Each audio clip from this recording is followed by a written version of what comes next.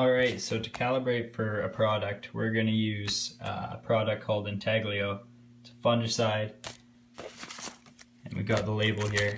So, the label, we're treating pink snow mold or microdochium patch. So, we look at our rate for it, it's 350 milliliters per 100 meters squared. And we apply it within 5 to 9 liters per 100 meters squared, or 600 to 1,000 liters per hectare. But we're going to use 100 meters squared just to match up with the chemical rate. So we got it all written down there so we can keep it straight. Our sprayer has 11 nozzles. 4.8 kilometers an hour or 3 miles an hour is how fast we'll be traveling. It's a 720 liter tank. So to start off, we'll choose our rate of water. So we'll keep it on the high side of our rate there, but not right at the top. So we'll choose 8 liters. It can really be anything within that range. So if 8 liters of water gives us 100 meters squared, like the rate said, then how much will a 720 liter tank give us? So if you cross multiply 720 by 100 and then divide it by 8, you'll get 8,000 meters squared. So now to get our total output for the whole area, we're going to take that 720 liter tank that gives us 8,000 meters squared. So how much will 15,300 give us, which is the amount of meters squared on our greens. So 1.53 hectares is really the area there. Same thing.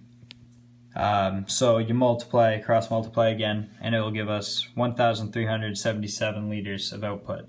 So you divide that by 2 tanks, and it'll give us 688.5 liters for each tank. So now that we got our output for the water, our total spray volume actually is what that'll give us. So now what are we doing with the chemical? So like the rate said, we got 350 milliliters of chemical that'll give us 100 meters squared. So how much chemical will we get in our area? So you cross multiply again and it'll give you 53,550 milliliters. So you bring that to liters by dividing by 1,000, and that'll give us 53.55 liters of chemical. Divide that by the 2 tanks, and that is our amount for our 2 tanks each. So 26.78 liters, which is a pretty high rate overall.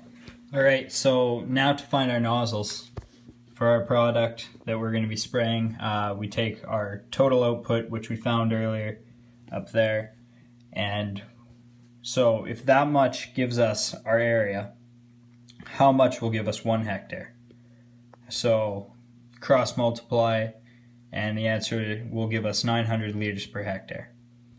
So you take 900 liters per hectare, you do your conversion, which I've done on earlier. So that'll give you 2.2 gallons per 1,000 square feet. So if I look in our nozzle chart here, I find 2.2 gallons per square feet at our speed that we'll be going, which is 3 miles per hour. So go through right there, 2.2 gallons per 1,000 square feet is what we'll be using, and that is with these white nozzles at 60 psi. So with that method, you're all ready to spray. But so if you don't have whatever nozzles that method gives you, another way to do it is choose your nozzles first. So if you're looking for 50 psi at 3 miles per hour, find our output rate, and you just look for something in between it. So if you look at those white nozzles that we were using before, say you didn't have the right nozzles for before, say it was right on the line or something, and you just don't have that kind at your course or whatever. So find your rate And so that'll come to 2 gallons per 1,000 square feet is what we're looking for, because that matches our rate. So 2 gallons per 1,000 square feet, it's already circled there, at 50 psi and 3 miles per hour. So now we already have our nozzles chosen. So now you calibrate based on that. So you take our 2 gallons per 1,000 and multiply it by the conversion factor of 4.075 to get 8.15 liters per 100 meters squared, which is 815 liters per hectare. So you multiply that by our area, which is 1.53 hectares, and you'll get 1,246.95 liters of water divided by our 2 tanks, and that'll give us 623.475 liters per tank. And then the chemical rate would stay the same because it's based on different parameters.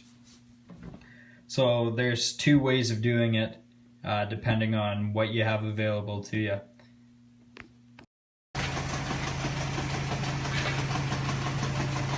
Hey everyone, so today for my project we're going to see if any of these nozzles on the sprayer are out of whack or too worn out, as we've been using granular products through them all year long. So we're going to do that by filling this up on each individual nozzle for 30 seconds and multiplying that number by 2 to find our liters per minute. And after we find all those numbers, we're going to add them all together and then divide them by all 11 nozzles to find the average. If any of the nozzles are off by more than 5%, that nozzle needs to be replaced. So I just got a timer on my phone, and that's how I've been finding out these numbers. So hand throttler on, turn on one of the booms, get to work.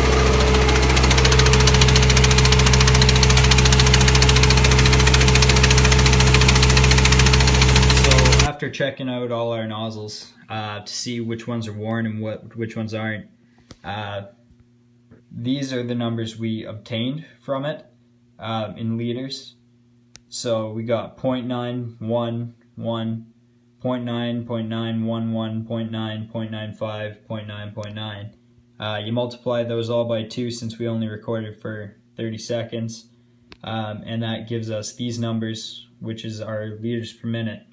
So add those all up and divide by our 11 nozzles, and that is our average.